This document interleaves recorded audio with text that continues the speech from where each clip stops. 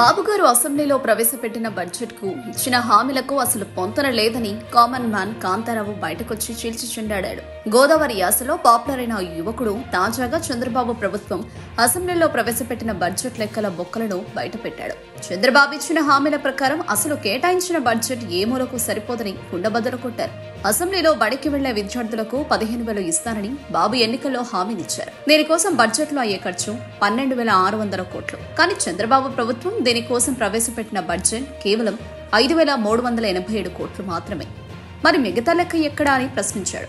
అలాగే రైతు భరోసా కింద రైతులకు ఇవ్వాల్సిన డబ్బు 10,000 కోట్లు. కానీ బడ్జెట్ లో కేటాయించింది కేవలం 1,000 కోట్లు. ఒక్కో కుటుంబానికి 3 సిలిండర్లు ఇవ్వాలంటే 1,500,000 కుటుంబాలకు 4,500 కోట్లు కావాలి. కానీ 895 కోట్లు మాత్రమే కేటాయించారు.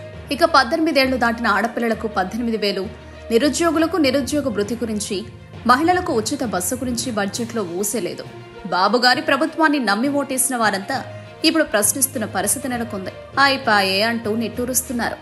అందరికి నమస్కారం అండి. నేనండి మీ కామన్ మ్యాన్ కాంతారావునండి. మరి ఏట్లేదండి, నిన్న అసెంబ్లీలో మన బడ్జెట్ ప్రవేశపెట్టారంట కదా, వాళ్ళు చెప్పిన లెక్కల్లో చాలా బొక్కలు ఉన్నాయని బయట టాకు. మరి మన పెద్దోళ్ళు బాబోరు అంటే భూమి మీద తిరిగి అబద్దాల కోరని, అన్యాయానికి నిలువెత్తు రూపమని, ఎన్నుపోటు ఈరుడని చెప్పకనే చెప్పారా ఏటి? బడికి పోయే ప్రతి పిల్లకాయకి 15,000 ఇస్తానని చెప్పాడు కదండి. మరి ఈ రాష్ట్రంలో 84 లక్షల మంది విద్యార్థులు ఉన్నారండి. మరి ఆయన ఇచ్చిన మీకు అయ్యే ఖర్చు 12,600 కోట్లండి. మరి ఆయన కేటాయించింది అంతా 5,387 కోట్లండి. మరి మిగతా లెక్క ఎక్కడా? ఇక రైతు భరోసా కింద రైతులకి 20,000 ఇస్తా అన్నాడు కదండి. ఆ లెక్క మన రాష్ట్రంలో 53 లక్షల పైగా రైతులు ఉన్నారండి. ఆ లెక్క ఆయన ఇచ్చిన మీకు అయ్యే ఖర్చు 10,000 కోట్లండి. కానీ ఆయన కేటాయించింది కేవలం 1,000 కోట్లండి. మిగతా లెక్క ఎక్కడ?